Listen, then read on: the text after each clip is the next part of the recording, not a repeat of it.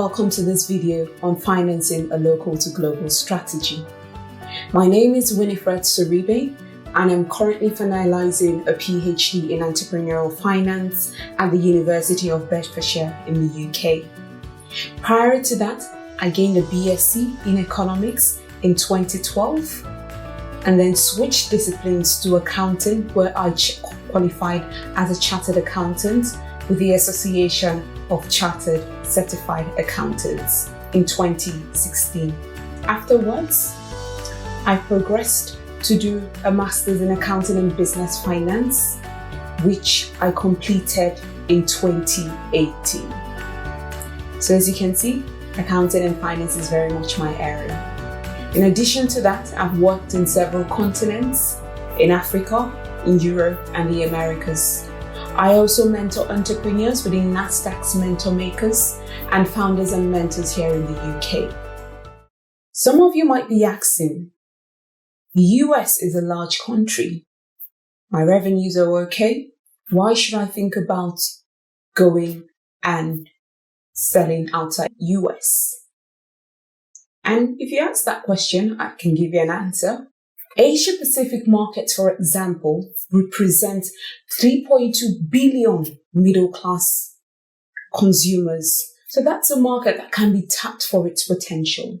In 2020 as well, the global trade value of goods exported throughout the entire world amounted to, wait for it, 18 trillion US dollars.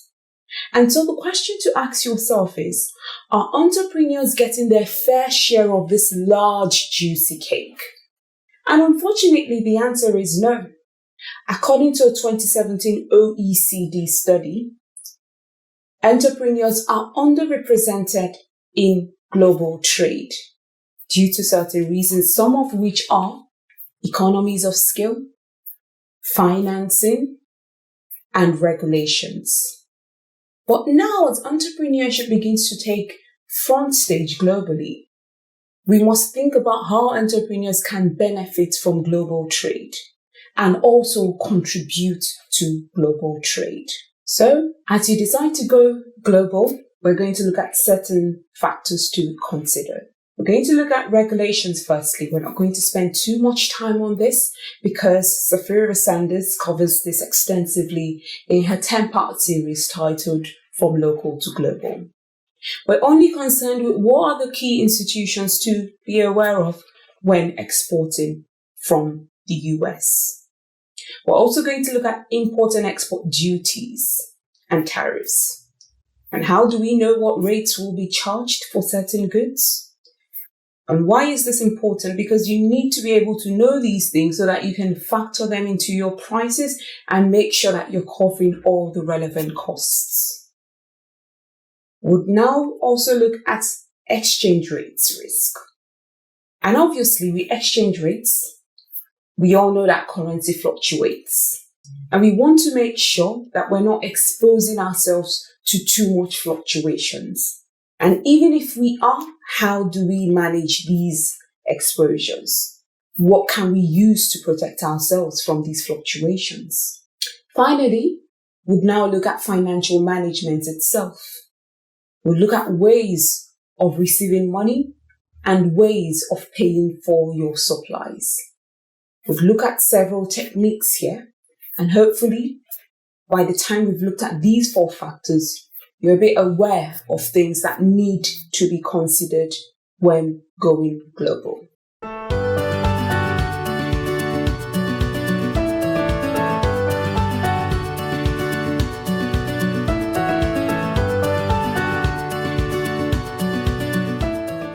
Now, with regards to regulations, like I've said, the 2 key institutions you should be aware of in the US is firstly the Bureau of Industry and Security.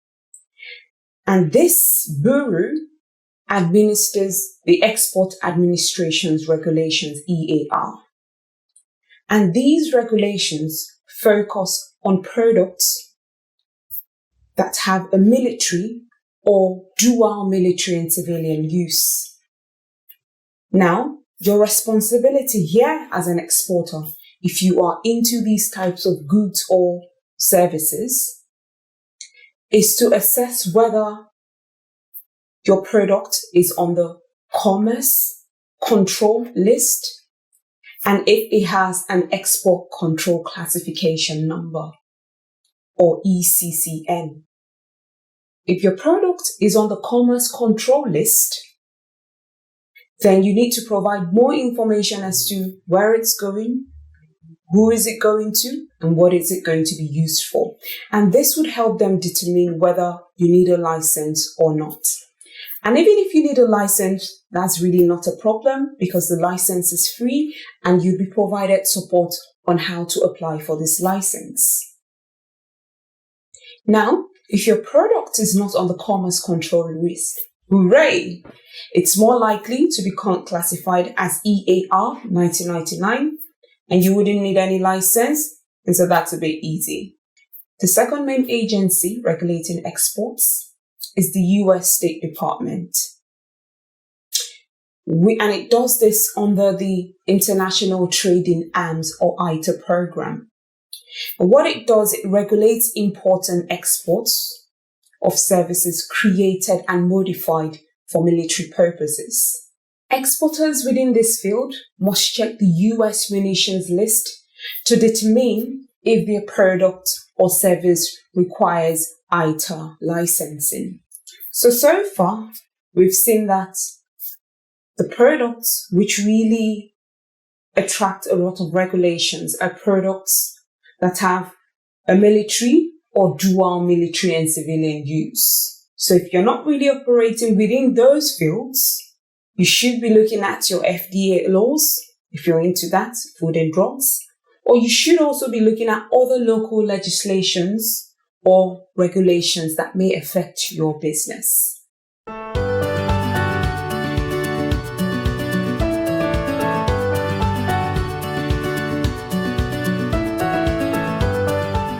So now we look at export and import tariffs. And we know that, for you to get good sales, you have to set the right price. And price is affected by several other factors, one of them being cost. So you want to make sure that you understand the cost of going global, and this would relate to tariffs that would be charged on your products when they come into the target country. This may be one of the reasons why people don't go global, but if you're going to be able to tap into that large global trade revenue, the $18 trillion we talked about, these are costs you should be willing to incur. Now, tariffs, as we all know, they're imposed by governments, firstly, to protect their domestic goods. They don't want to put their domestic goods at a disadvantage, so they charge you these tariffs. Now, the International Trade Administration, under the Department of Commerce, has come up with a tool known as Tariff Lookup Tool. And what this does, it helps you determine what tariff rates would be charged if you're bringing certain goods into the US. Now, on the other hand, we have Descartes, which is a data solutions company. It provides a comprehensive list of tariff rates across different products, across different countries. And you can assess this free of charge. All you have to do is visit the International Trade Administration website, you register, and you will be able to assess it. I've done this myself, and it's literally that easy. Now we're going to be a bit country specific. And if you're thinking about trading in the UK, you have to be aware of VAT. This is our version of sales tax. It usually sits at 20% and it has to be charged to the final consumer. So whatever prices you set, you put that up by 20%, and that 20% is usually remitted to HMRC, our own version of IRS. So when coming to the UK to trade, you have to be aware of that. One other thing relating to the UK is recently, the government here in the UK has charged platforms responsibilities of collecting VAT and ensuring that sellers are charging VAT and remitting it. So if you're going to sell on platforms like eBay, Etsy, Amazon. You have to be aware of this as well.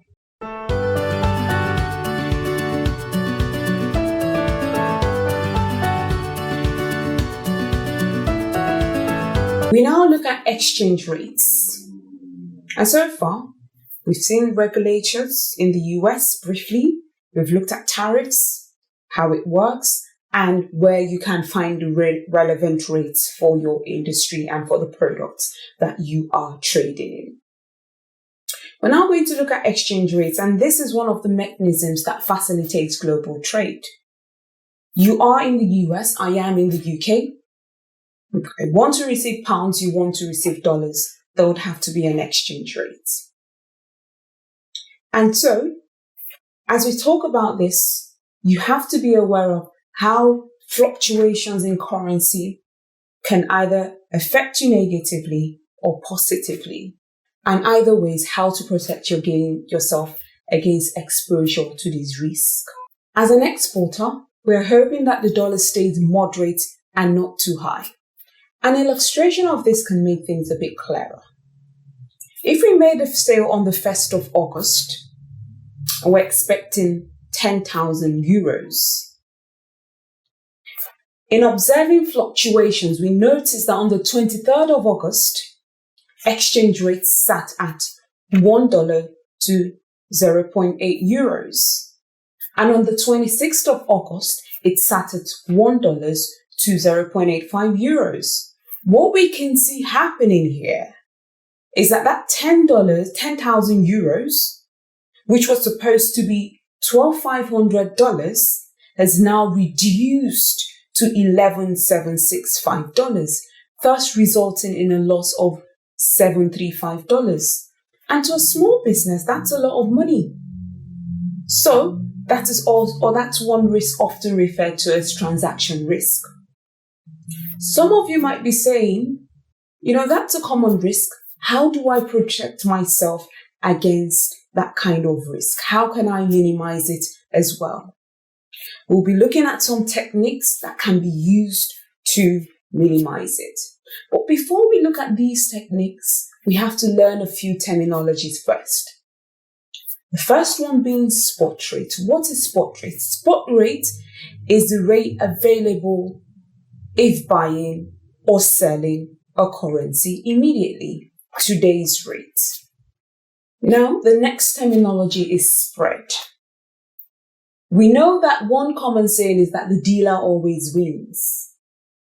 For this reason, bankers work with what we call a spread, which is a range of values showing upper and lower limits of an exchange rate. For example, we can have 0.82 plus or minus 0.0003 euros, where it can be 0.8215 or 0.8209.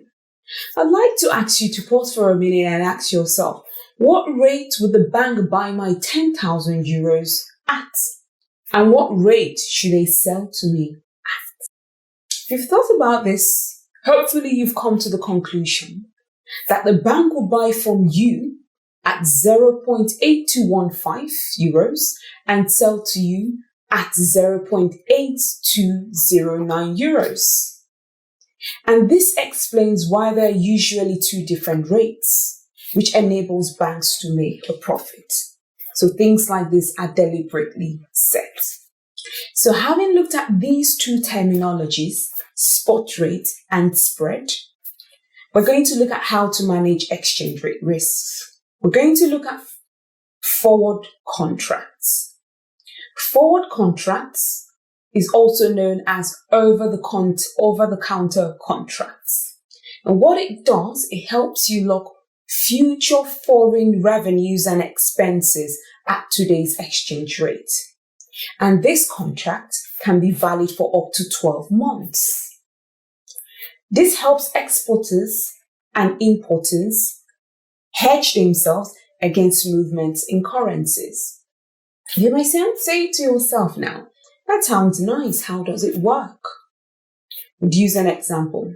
If I were expecting 10,000 euros in 6 months' time, I'd go to my local bank a financial services firm that provides forward contracts and tell them, look, I'm expecting 10,000 euros in 6 months' time. I'd like to exchange it for today's price when I get that money in the future.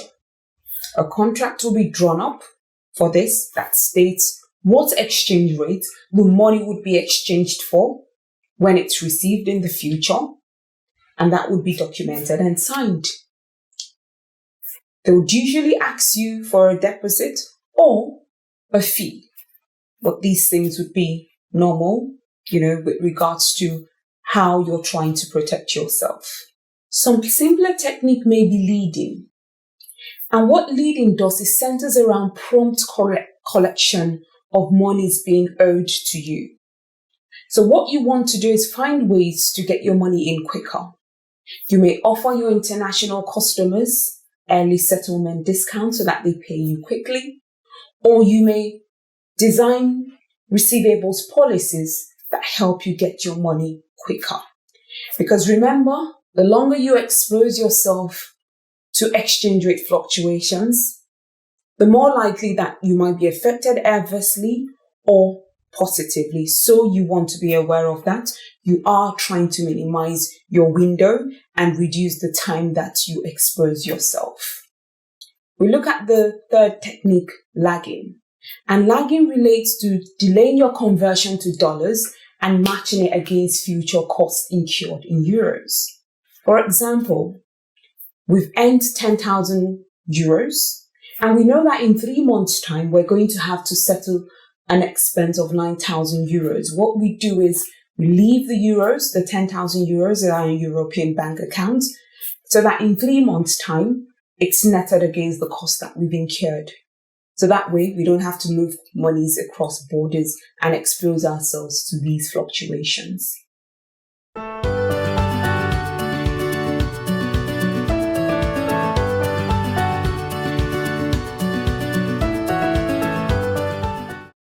Now we've looked at some techniques for managing foreign exchange risk. We're now going to look at ways to facilitate international transactions. Firstly, we look at online payments. And these are very popular these days, where through your e-commerce website, your international customers are able to purchase goods online. These payments will be facilitated by certain merchants, such as PayPal, Stripe, TransferWise. Although you have to be aware of the fact that you're being exposed to exchange rates, fluctuations, and you would also be charged fees by these merchants. However, it's quite fast, it's reliable, and it's efficient as well. You also need to check that the target country where you are selling goods to or where you plan to sell goods to accepts these kinds of payments options, because you might have a scenario where sanctions have been imposed on them and for this reason they're not able to facilitate transactions online. We look at international wire transfer. This is when you transfer monies internationally between two bank accounts using SWIFT codes. This process has been significantly improved so that transactions between two banks occur within 24 hours. So make sure to check your local bank to see if they are able to provide these services for you. Now, we're going to look at more advanced techniques. And this will be more applicable if you're exporting or importing raw materials or products. We now look at cash in advance. And as the name implies, this is a case where money is transferred to the supplier before the goods are received. So obviously, the importer, on the other hand, would not be happy with this kind of scenario. But it's a typical scenario, especially when you're buying goods from abroad. For example, you have a Chinese supplier, you'd usually pay them in advance before you receive the goods. But you also have to be aware that there are certain vendors that might offer you more flexible payment options, and that's usually a better alternative. Now we look at letter of credit. This is one of the most secure payment options available. And how it works is that it involves commitment of banks of both parties, the importer and the exporter. So the bank of the importer would only send the money to the bank of the exporter when certain conditions stated in the letter have been met. So if these conditions have not been met, it would not be transferred. And it usually lasts for a certain period of time. So beware that if that time elapses and the conditions have not been met, then you might have to, bear the consequences yourself. As this involves banks, there's a high possibility that both parties will not default on the agreement. So it's a bit more secure. That's one of the advantages. On the other hand, it's quite expensive to put together. So you have to be aware of that cost. We have now gone through some key factors to be considered when going global, namely regulations, import and export tariffs, exchange rates, and financial management. Now is a good time to go global, and I hope you do. I remain Winifred Soribe, wishing you all the best in your business endeavors.